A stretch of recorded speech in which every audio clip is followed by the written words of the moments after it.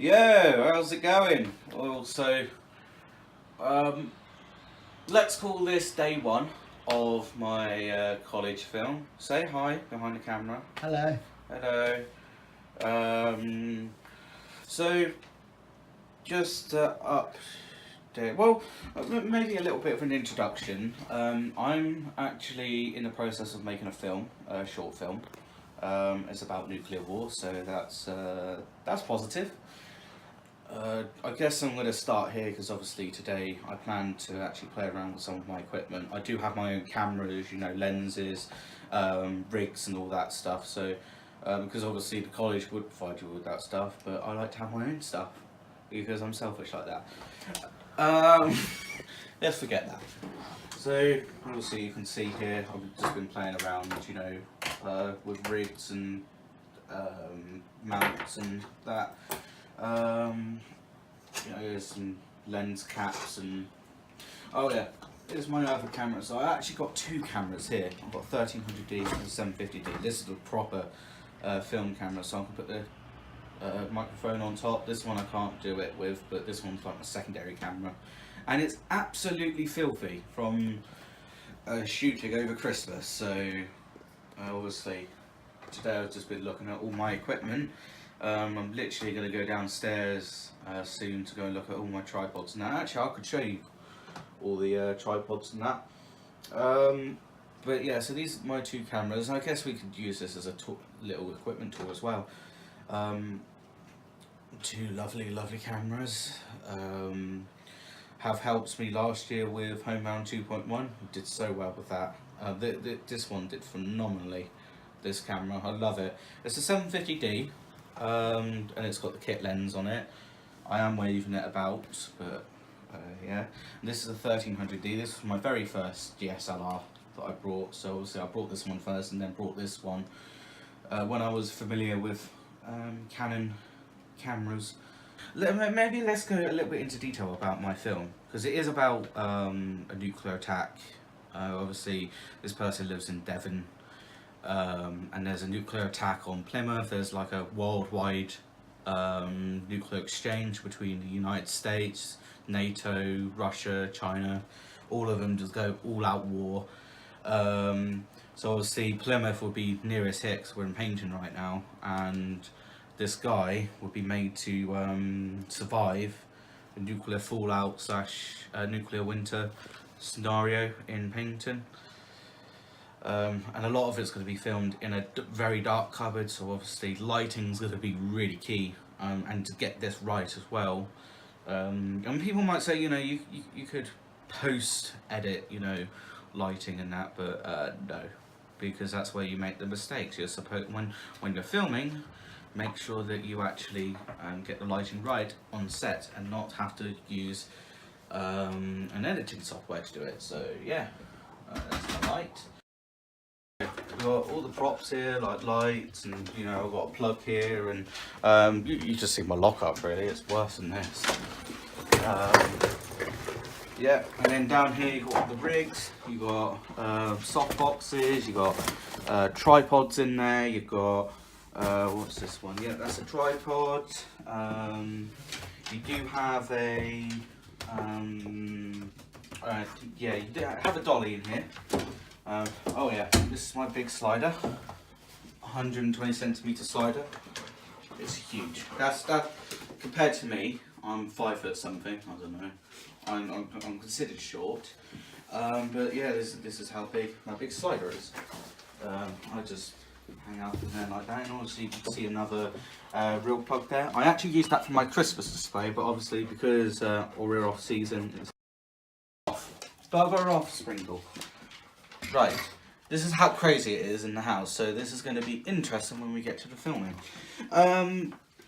This is my little C rig. I call it my C rig because it's the shape of a C.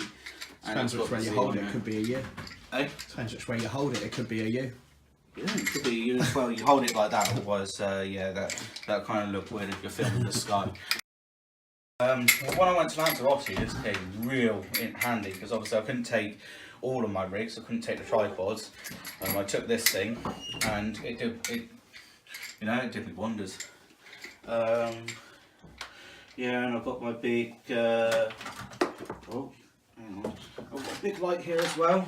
I've tested that a little while actually. I don't think you've seen that before. I haven't. No. I've had that for years. My uncle brought me that once. Yeah, it's this funny little jib. It's only like a 2 metre extended arm. If you want to bring the camera down here, there's my little shoulder rig and my chest rig. They're literally newer rigs, so nothing special. Yeah, shoulder rig and chest rig, all of that. So that's what I've got.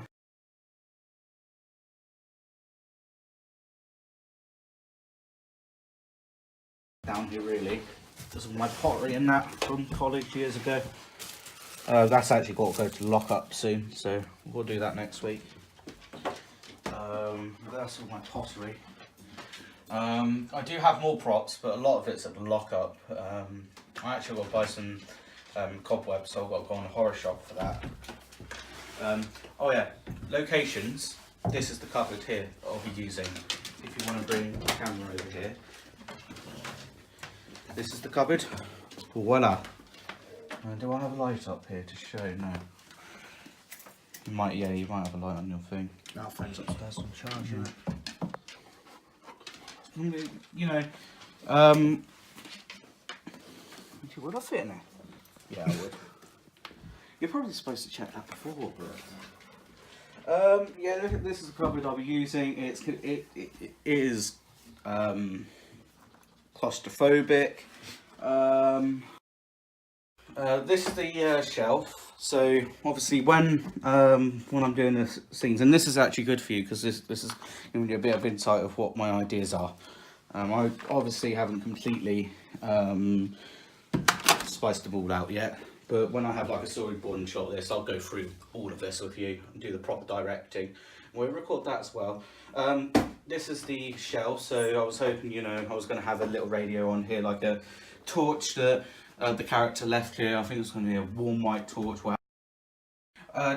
Obviously in the Protect and Survive, would have broadcast in the 80s, obviously when the nuclear threat was really high with the Soviet Union and the United States. There was a I think a public service announcement, something like that, PSA for nuclear war, and it's called Protect and Survive. And in that, it does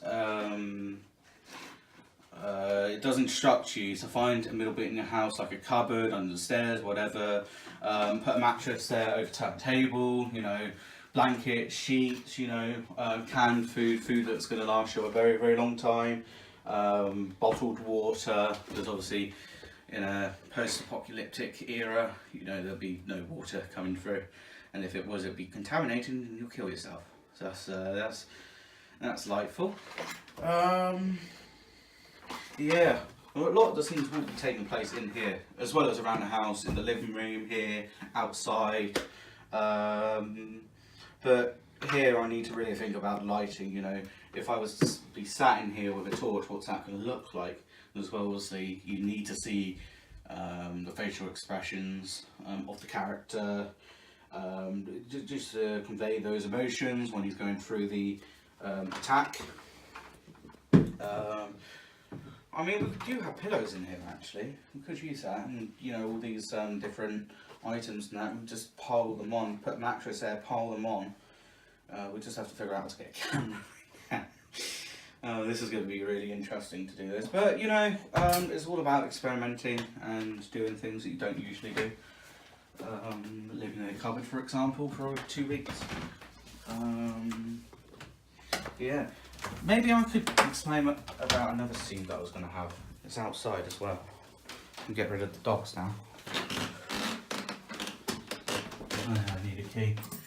I'm talking more about the ending scene. I'm about to give you some spoilers now. So close your ears. Unless you want to hear the spoilers, then go ahead. Let's step outside. I've got no shoes. That's perfect. I am officially out. I actually have this one shot idea where the character walks out to these railings, and I don't know how exactly I'm going to do it because it's not too quiet here, because obviously after an attack it has to be really, really quiet. obviously everyone's going to be dead, so there's going to be no cars going about or anything like that, so it's going to be quite a difficult one. But basically we have the slider set up here, we have the character walk out up to here, we get a few shots down there. Basically I just had this one idea, you know, the slider comes forward, he's just stood there, the world's dead, and he's just taking it all in, and then it ends there. I thought that'd be quite a nice message. And also we might actually film in the cemetery, in the graveyard. I was thinking of like buy a poppy or something and just have it shot, maybe everything all grey, but the poppy is the only coloured bit, so you'd see the red and green, and then also you see the credits and this is towards the end really. But sometimes I have these shots and scenes that, you know, really stick out in my mind, so I'm thinking about the whole film, but there's only 2 or 3 shots or even a couple of scenes that really stick out to me and feel like that they need to be done correctly, and this is one of them because it's right at the very end and it will portray quite a strong message. Obviously we'll move this bin over here, it would stand somewhere along here, we'll have a camera down there with the tripod, someone will be down there, someone will be up here doing the slider, probably one over the side, you know. I'm one of those ones that I don't want to just get one shot, you know, you have to really think about it, you know, you want to get as many shots as possible so that when it comes to the editing, you can really play around with continuity editing and make the film really flow, really fluid. Someone out there? There's someone in that car. Oh right. The one next to mine. Oh right. Is someone in there? Yeah. Oh right. I must be thinking, what am I doing? See, this is what I mean. It's going to be a little bit difficult. I think it's going to be one of those where we'll have to really time it. So when we do the shot up here, we want to make sure this is empty. It's going to be difficult. Do it early in the morning. Yeah, early in the morning, most likely. And then maybe in post I just turn the lighting up a bit so it makes it more like someone would have to be up early in the morning to film it. And also I had this other idea. I was going to put the green screen out here, and I was going to have so I was going to put the green screen along here, and we might actually trial it first. I was going to put the rig out here and covered all this and have me inside. So I was going to put the camera inside on a tripod to film one scene with just the door there completely empty, and then film another one with me in front of the green screen out here, me standing in there, and then glide them both together so that I can change the background and make it look a bit more apocalyptic, you know, get some smoke going off a few houses and make it look dead. Give it a really, really good tone, whatever that is. I don't think there's going to be too much destruction. Actually, thinking about it, we actually have rubble, which is a good thing. We could use that to our advantage, really. Just put some rubble about, make it look like that there was a little bit of destruction. Because otherwise we'd have to use like polystyrene, break it up, paint it up a bit and give it some texture, but we actually got some rubble, which perfect. This is where I actually had the Christmas display, so I had the rubble there to make the waterfall bit, so could use that at some point. I've got a real life massive skeleton, and I was thinking we could have like a skeleton just lying there, or we could paper mache all the guts and all the rotten skin and that. We could have him laying out there. Obviously after that I wouldn't be able to use him anymore, he'd be chucked away. Really, he's kind of broken now, so he's from my Halloween display. That's another thing, I can get cobwebs as well and make it really dusty in that cupboard. A few of the scenes actually will be on a bus as well, so I've got to think about that, and a few at college. Oh, so I've already done paperwork, but not that close, Jesus. Need to get through. Oh, okay. I've already done paperwork. I've done a production schedule for the pre-production. I've already done, you know, the script. I've done the treatment for this, scene breakdown, which goes with the script. I think I was going to do a Requiem risk assessment on Sunday, so I will get that sorted. I'll vlog that when I'm actually doing on the computer. I'm having a rest tomorrow, but I will do some vlogging. Maybe I'll show you what I've already done on the Mac. I'll get the Mac up on this desk and show you what I've been doing.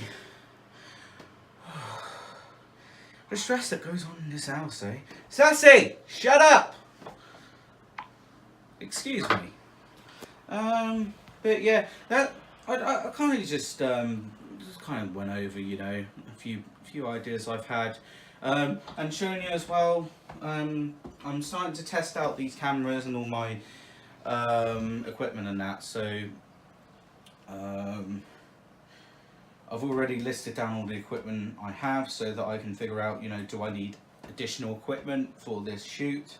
I can obviously see that these cameras need a bloody good clean, so I need to get a new cleaning stuff. I did have a cleaning collection, however I've lost nearly half of it. I don't have the brush, and I need a little towel, fibre cloth or something to clean the lenses and that, and the LCD screen because it's filthy as hell.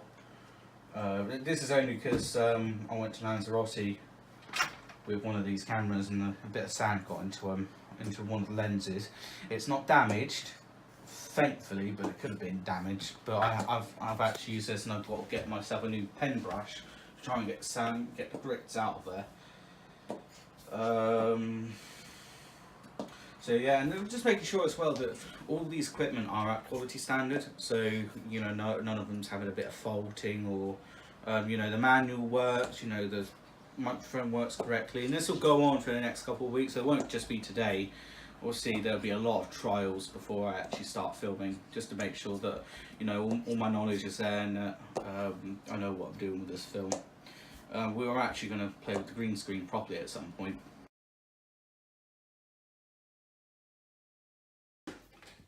I'm actually going to start playing with my equipment. So this is one of my tripods. I've got two of these.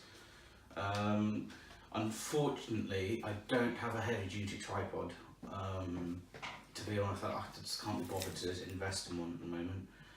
I could get one from college, which is a possibility. I'll just bring it home and use it for a little while and then take it back when I'm finished with it. But yeah, this is my lovely little tripod. For some reason that's stiff. Yeah, that's fine. This isn't, you know, for industry standard great, but you know, it does get the job done. There you go. Just put that there. This is my Canon 750D. It has a flip screen on it, which is good, so I can see what's going on from that angle. So let's just put it on here. This is more of a trial of, you know, getting different camera shots. So maybe some close-ups, medium close-ups. Who should my target be? he's putting his hand up. All right. The only thing is, I do actually need a target. So would you be okay with this, or Yeah. will I have to get you to sign a consent form? I could take a photo of you actually. Actually, yeah, could you? Because actually, yeah, you're going to be the cameraman for some of it. So what we're going to do, we use this as a little exercise. I'm going to give you some, and don't worry about lighting either. You know, there's the window there. The lighting's pretty crap, but we're not here at the moment to do that. You remember what to do with this? No, it's been about a year since I've used it. Oh, right. So remember that button's autofocus. Yeah. We'll have autofocus on for now. That's record. That's all you need to know right now. We'll play around with manual settings later. Let's put it to auto. There we go. Turn it there. Right. You ready? Right, I'm going to sit on this chair. I'm going to look like I'm a Russian mobster. And am I recording you on this then, yeah? Yeah, we can record. We're just getting some examples of, you know, shot types. What's happening? Know what it's doing. Flash disabled, no, dark scenes, pros, camera shake. Stop touching it. There we go. So now what do I press to record you? Same one, but I made an That one. error by turning it onto photo and not video. Ah. That's why. Remember, right. You always have to remember, before you record, what you're doing.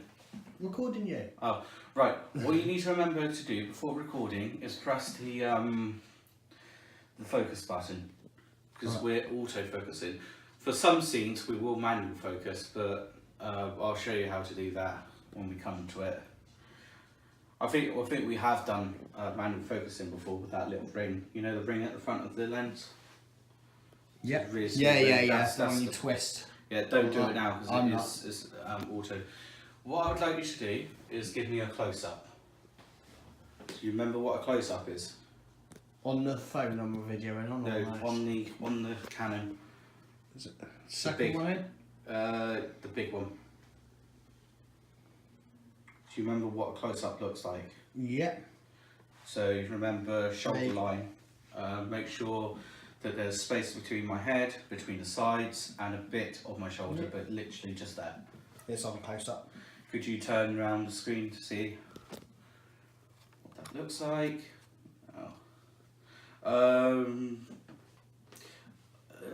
Yeah, that's fine. I would have bring the camera a little bit down because there's a bit of space at the top. So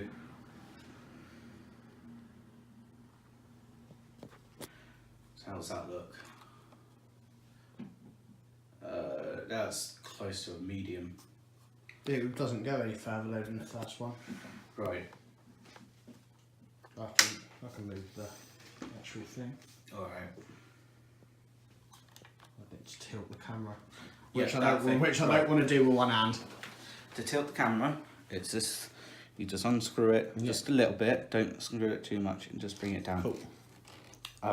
Also to turn it, if you actually want to turn the camera, just unscrew that just slightly, Yeah. and then just turn Cool. like that. And then once you're done, just tighten that up so it won't move.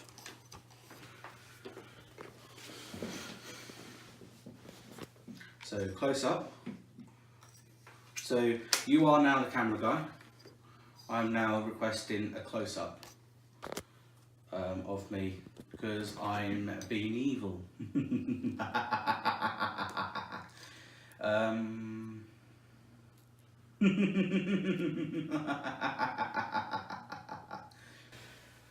So, we meet again, Mr. Bond. I am very, very interested with your greatness, but I'm very disappointed as well. Right, that's good. Could you give me a medium close up, please? Yeah.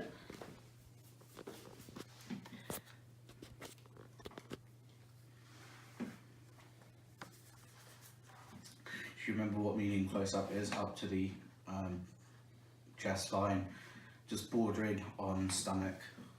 Yeah. Make sure there's enough space, even space between my head and the, or we call it the sky. And okay. Good to go. Yeah.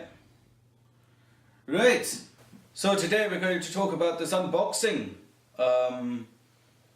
So we're going to unbox this pillow. Let's have a look, shall we? Oh, this looks nice. Oh, someone ripped it open already. This is very, very nice material. And yeah, this is really nice material, and there's a bit of rubbish on it as well. I don't know. Stop. No. Is that recording? Yeah. Oh, Both okay. of them are. Right. So The phone. right. To explain it, What am I stopping recording with? The camera. just keep it rolling. Yeah. Usually when I say stop, you stop the camera. You stop rolling, Not the phone. not the phone. Alright. You stop rolling both. So if we have both cameras set up, for example, so we have one, you know, the 1300D there. When I say stop, maybe I'll click my fingers or something to say stop or go. Good to stop the cameras. Usually, when we're about to shoot, that little board I've shown you, we just knock that down so I can link up the audio and video together, and it also helps me know where the scenes are, you know, where the mistaken scenes are. It helps me go through all the different shots. Now I'm asking for, can we do an extreme close up on that one? So right up to, I don't think you've done an extreme close up. It'd be right up to the Yeah, eyeball. Could we get that, please? Yeah, I'd have to move this though. Yeah, that's fine. And do you want me to video, turn this back on or? Yeah, please. Right. If you want me to get a 50mm lens, then we can do that. So we'll play around with lenses as well. Different types of lenses. This is just the kit lens for now. I do have a 50mm prime lens and my telephoto lenses.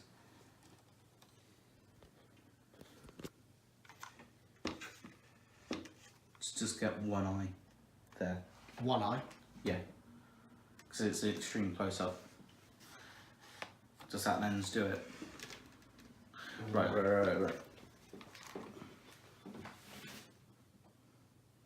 No, because we need a. Yeah. Oh, this is a lesson then, because I need a telephoto lens, that's why. I think the 200 would do it.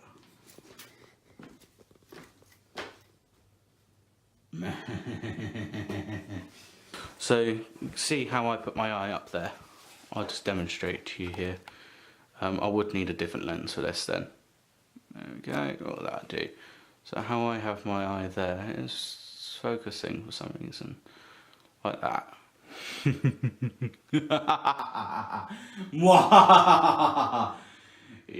will never ever speak to me like that again, boy, because I will have your neck and your shoulders, your feet, and everything. There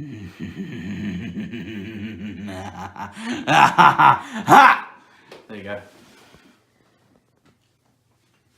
That's acting 101. Trying to think what other shots we could get in here. I mean, we could get an over shoulder shot if I move up a bit. Yeah. So usually with when it comes to filming, you can cheat a shot. So let's just say you're shooting me here right now. This here right now is a close up. What we could do if we want to get a behind shot, you know, because the chair's here, you can't realistically get a camera here. I can move forward a bit. We can get a camera behind here, and no one will tell the difference. So what I want you to do is I'm going to move this chair forward, and I'd like you to bring that camera behind me, so we're getting over the shoulder shot. I've got to sit up properly so that you can see my head. It's like a behind, so this is kind of an interview sort of style.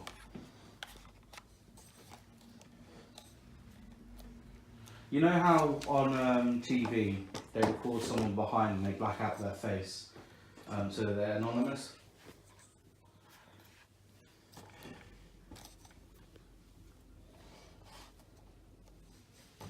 Just make sure you get half of the head in and also the space. You need enough space in the yeah, in the got shot. it. Okay. We could Do you want me to record this? Yes. Is it rolling? I think so. Right. Communication on set is key. You have to tell me when it's rolling. So when I say rolling, you have to say either yes or no. It's rolling now. It's rolling now. I haven't used it for ages. I'm trying to remember how to use it. I know. This is a good exercise, so to just get you back into this. The thing is, when we're filming, there's something called on-set discipline. So I need to teach you that this time. And things like you have to have good communication. So when I say rolling, you have to say good, or okay, we're rolling. That's just to give you notice that the camera's now live, and then obviously we prepare for the scene. So when I say go, that's when I will begin to act. Usually you record before the action and you cut right onto the action when it comes to post. So now recording from the shoulder, I'm just going to sit like this. So one day I went to the park and I saw this man. He had green eyes. He had a green shirt. He had a green... Oh my god. It's an alien. It was an alien. I've never seen anything like that before. Stop. You were probably freaked out there because I clicked my personality. I use different personality than what I usually have, and I actually sometimes play on my personality disorders to be able to get character out. Sometimes it's good, but sometimes it can lead to trouble. What I have done to you before, when we were doing Homebound, I wasn't really acting, I was in character. You probably saw my personality change, but I've never given you a real performance before, because I was worried it would scare you, big time. This one, I have to give you a real performance, and there is going to be one bit where you're probably going to get a bit freaked out, because I'm going to be real. I'm going to be very different to what I am right now. Let's move that round, let's see what that was. Do you know how to play a video? Do you know how to play a shot that you've just taken? Because one thing you have to remember is always check your shots when you're done. Because otherwise, we're going to run into the problem, like we have before, where we shoot it, take it back, and it's all crap. We have had that in Homebound. We literally went out to Tinmouth. I left the jib in one shot.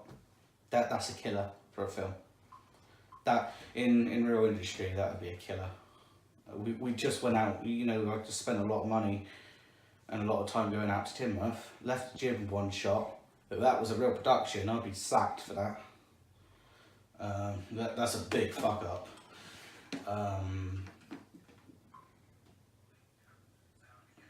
It's okay.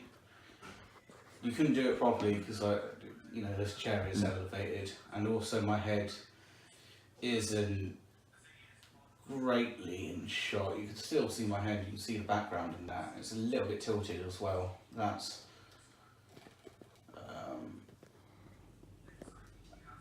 You are in the shot there. Yeah, I know. You look like an interviewer now. Don't worry, you won't see. If I put this on YouTube, I will block you. I'll phase you out completely. I'll put like a blurry box over you, so that because I don't have your official film permission, I can't risk doing that. Because then you could press charges on me, and that wouldn't be very good. I don't really have the money to proceed. That was okay. It's a bit out of focus because I did move. My head's a bit out of focus. It put you in focus more. That's probably when I came and sat over here and focused on me, yeah. What I'll have to do when we actually shoot is, because this camera has an automatic focusing mechanism, I will have to turn that off. Because always halfway through the shoot, it would just start randomly focusing in and out, and that would just look so unprofessional. So we will have to change that. But actually, what I do, I was for here. So I go there,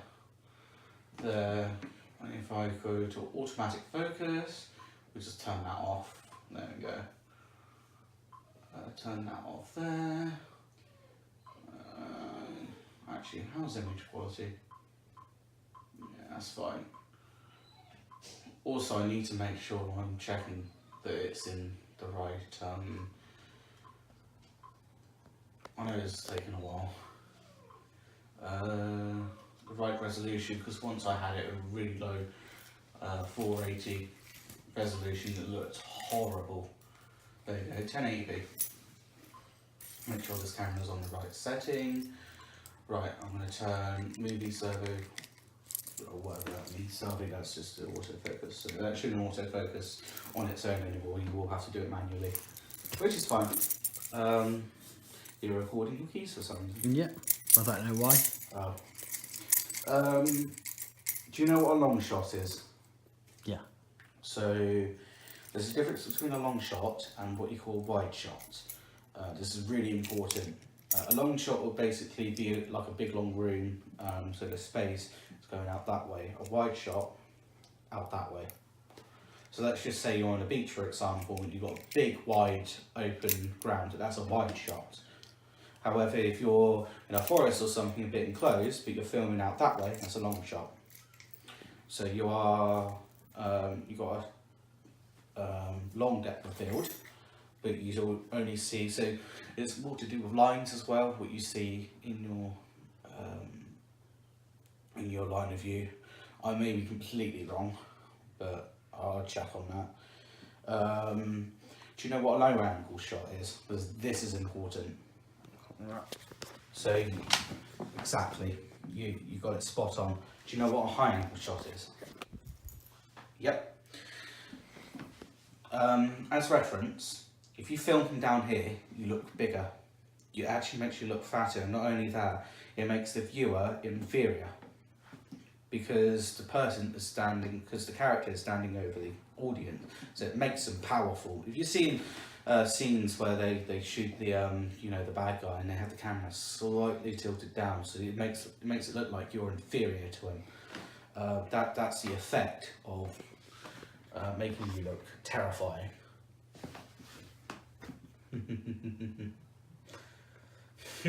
So thinking, if you have a desk scene, for example, and you have the bad guy there, and you're just sat there, you wouldn't have the camera eye view, because then that would make you look equal. So you'd bring the camera down a bit to get to chin view or even neck view, and that will make you look more inferior than the person in front of you. And if it was a POV shot as well, so it's the actual shot of the character.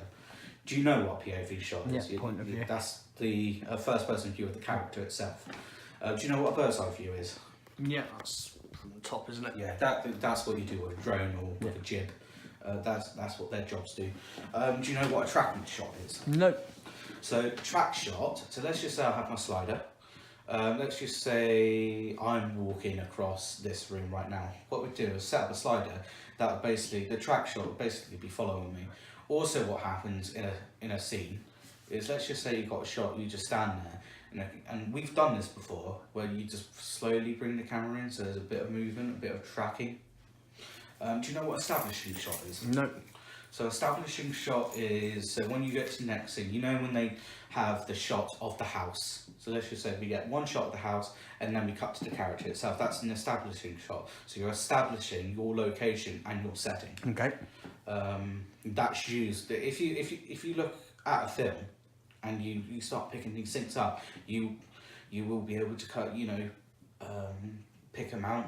You'll say, there's a shot of this house, and all of a sudden, or let's just say it's a dinner scene, for example, you get a shot of the actual entire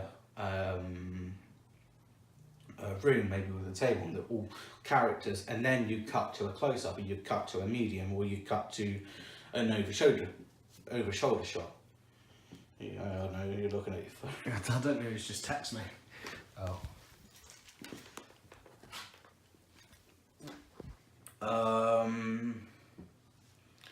Trying to think of other shots. Do you know what low-key lighting means? And I think it's high-key lighting or whatever. Nope.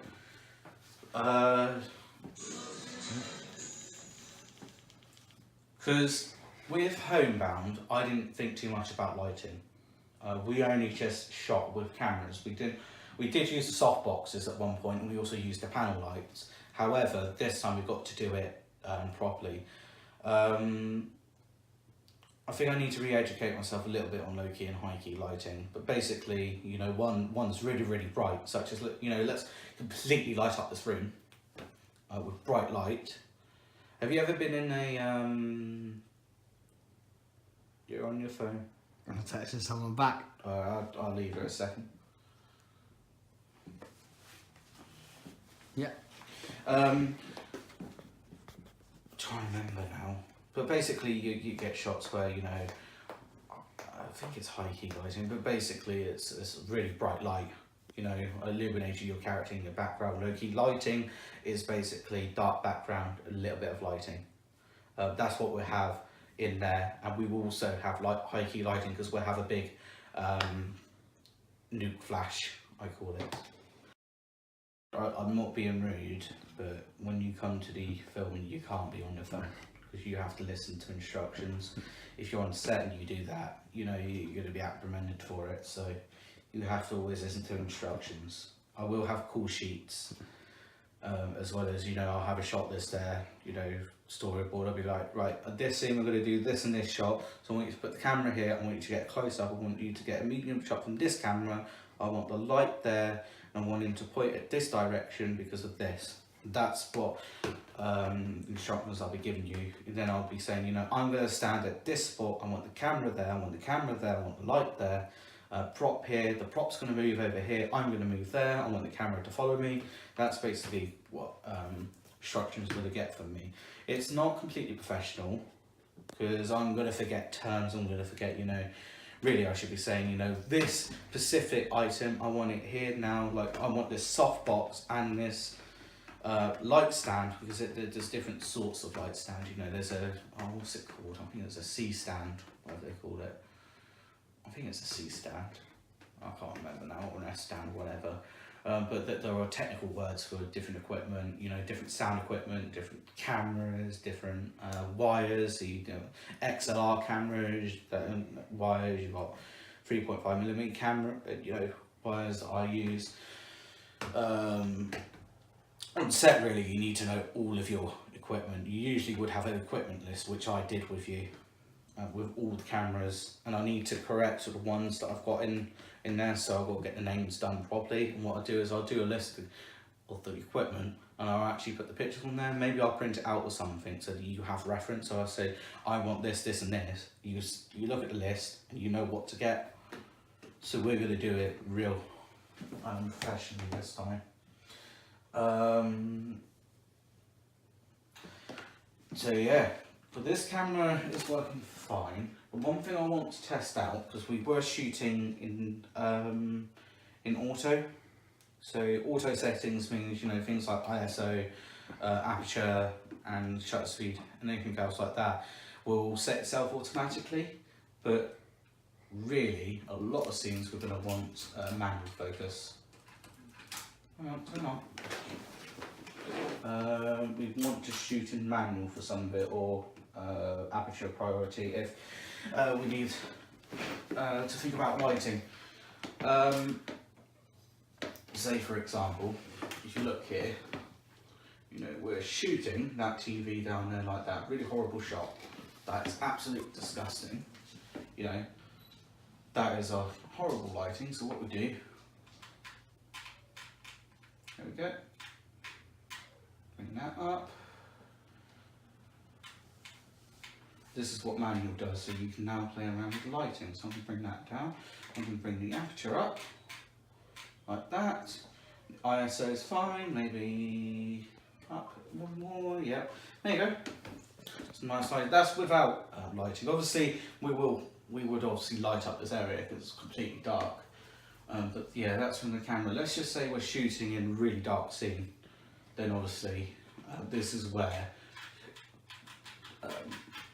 this manual will come in handy. You can either do it here, or you can just press. This is one of those cameras, you can just press it there, scroll that around. This is a really nifty camera. There you go. Just bring the ISO down. Now, just as reference, if the ISO is too high, the video can get really, really grainy. You know when sometimes you watch a video and you see all those little particles? You know what I'm talking about. Really little grainy particles, and they can get worse and worse. That's caused by when you have too much ISO. I can't remember exactly what causes it, but anyway, if your ISO is far too high, you get those grainy shots. It looks very unprofessional. It looks like you haven't lit up the scene properly. ISO helps you just bring up the lighting quite a bit. So yeah, this one doesn't go as high as the 1300D actually. There you go. And this thing as well, you can use this to play around with it. So let's just say that's the shot we have. We'll put a light there, we'll put a light there, lights it up a bit, make sure the light temperature is low enough. White balance as well. Do you know what white balance is? No. Right, there's another important one. So white balance just changes your colour of your scene. You see how it's changing there. So it's a bit cooler there, a bit more warmer, a bit of blue. You can see there. you see how that changed rapidly, so it now looks really icy white. This is how you get your colours. You can do it in post as well, but usually you'd want to get it from the shoot. I need to go soon. Okay. Alright, no, that's fine. We've done some basic stuff really. You pretty much know your camera shots, so if I request a close-up in that cupboard, you would know what that means, because when it comes to a shoot like that, you have to get it straight away. You have to get it quite quickly. I can't come back and show you how to do all of it, so we'll go over this again and again and train you properly to use this stuff. That's not good. Stretching. Oh well. Anyway, we'll wrap that up. That was just a bit of a demonstration, you know. This is just one of my cameras. I've got two of them right now. This one's my proper film camera. One last thing I'll tell you is about sound. I think for this shoot, we may have the microphone up here. Usually, as you see with YouTubers, you will have the microphone up here. In real production, you wouldn't have it up here. You'd either have it on a boom pole, big pole. You know when you watch the behind the scene videos, they have these massive rods, the microphone, and they hold it up as a boom pole. I don't think we need it for this one because we are inside quite a lot. So I think the camera should be fine. However, it's because you want to really focus on that, on the dialogue that's going on. So you might want to have the microphone all the way up there, out of the way, but it's collecting as much quality sound as possible. Or you might have it below, but you'll get it close to the character. Or sometimes the character might have a little microphone inside, but that's quite technical and quite expensive, and I don't really need something like that. Usually you would record sound and video separately in film. That's why you use, you know, the little snapper thing I showed you. Yeah. That's why you use that, because when you snap that, not only you have to see number, director, things like that, but also when you get that snap sound, you can link that snap sound with the sound itself, so you get that bang. So that's why I clap sometimes in my video, so that I can link up both sound and film. Yeah. When I clap, I can link that up together really, really well, and then cut from there. And cut the video from there, and then cut my shots. That's how you do it. Usually, I like to layer my videos. Let's just say I use two cameras. I like to layer them together and then just cut bit by bit, and then slice them down into one big line. That's usually what I do to cut. When I'm doing like a multiple camera scene, there will be loads of that. Well, there'll be the two additional cameras, and then we get extra shots like close-ups and that afterwards, and we get alternative shots and that, because that's usually what happens. The microphone is a Video Mic Pro, so you know, I'm going to have to argue with that, because it's like that's the microphone I have, and it's a pretty cool microphone to use. And obviously, I don't really have the manpower really to get a boom pole, so I either have to have it up here, or I could get a boom pole and just get a stand or something for it to sit on. And obviously, I have to get something from college to record it on, because I can't really afford that money. Well, I could, but I would like to be paid back for it, because it's quite an expensive item for one video, whereas most of the times I would just use the camera because it's more convenient. Unless I have the manpower, yes, I would get a boom pole because it's much more easier and much more convenient. But for now, I just got to keep it on this camera and plug it into the camera and use the camera to shoot it. Right, that will wrap it up. As I said, tomorrow we'll look at the paperwork that I've been doing. Sunday, I'll show you the recce and risk assessments. The pictures I've got from this house itself. I'll have to get some from the college, from the bus, and generally do a risk assessment for this house as well. There's a lot of stuff around here, such as dogs, electricity, water, slip hazards, trip hazards. You know, that covers claustrophobic, so I've got to think about that. So I'll talk about that on Sunday. Saturday, I'll just go over the production schedule and what I've got so far. What I've got written down so far. So that'll wrap it up. See you, comrades.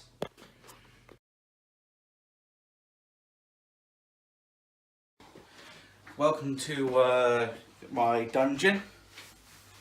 So, just to demonstrate, I actually do have my own green screen, a home set green screen. I decided to set it up today so I can do a bit of trials, a bit of testing. If you'd like to look there at the camera, yeah, you have to turn it around. Can you see?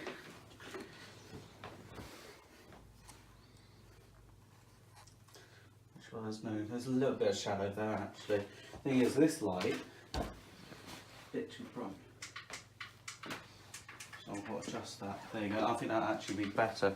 I think that one as well needs to be down. Yeah, so this is my big green screen. I've had this for almost a year now. Literally a year ago, almost, I did buy all this equipment. I bought the soft boxes and the light and this thing itself. These two lights I bought later on. I got this lovely thing in June. Right now I'm using the kit lens. Sometimes I'll use like my wide angle or another lens. If I turn that round, just get that into shot. If I get back here, I'm a little bit bright, that's the thing. There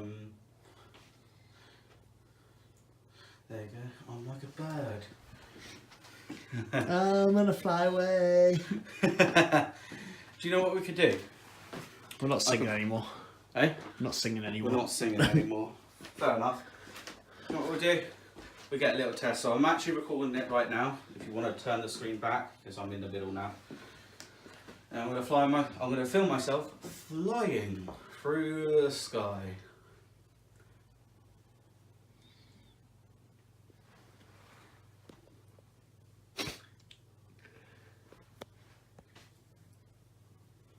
Do you just dab? Yeah.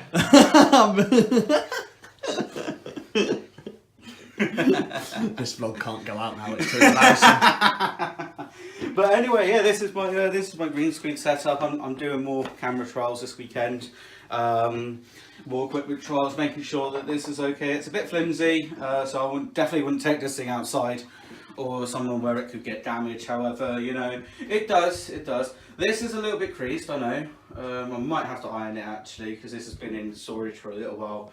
And I have to get some clamps as well to stretch it out a bit more, but that's fine. There's a bit of a mess everywhere as well. And also I've got my black screen up there because I've got 3 different types. I've got a green, a black and a white. All my photography needs. I'm just using that at the moment to block out that light. That little window is fine. There's not a lot of light coming out there. Basically to get rid of any background lighting interference. Obviously I will say these 2 soft boxes, I can't adjust these, so this is how bright I am at the moment. I mean, these 2 probably could be adjusted. And also sometimes I may also have an overhead softbox as well. I do own one. However, I don't have, well, I could have put one up today because I didn't have enough time to actually set it up, because that one would take a long time to do. It's like a crane sort of thing, and then you've got the softbox. But yeah, you can see all this mess around here, all my bags and storage stuff and that. So a couple of scenes, especially one at the door, is going to need the green screen, so that's why I've got it out today. I'm going to do some tests, take this to Premiere, and edit with it so I can get some ideas on the top of my head. I also had this other idea of I was going to get some Jenga bricks, so really giant Jengas. I'll get it from Amazon or something. And I was going to make it look like, so I was going to have one shot where there's like a bit of destruction, so we might like throw a ball, throw it and it will just collapse, or things like that. Bricks flying about, maybe some sand dropping. But yeah, that's the type of ideas I had, so that's why I'm giving this a go. I'm literally off to college in a minute, so to do a bit more work. However, when I get back, I'll do some more trials, and then get this away. Also, it's just to help me to know how long it's going to take to get this all up, which is about 30-40 minutes roughly. You know, get the cables out, get these lights set up, make sure that they're in the right places. 5 minutes. Alright guys, I've got to wrap this up because I don't have a lot of time, so peace out, comrades.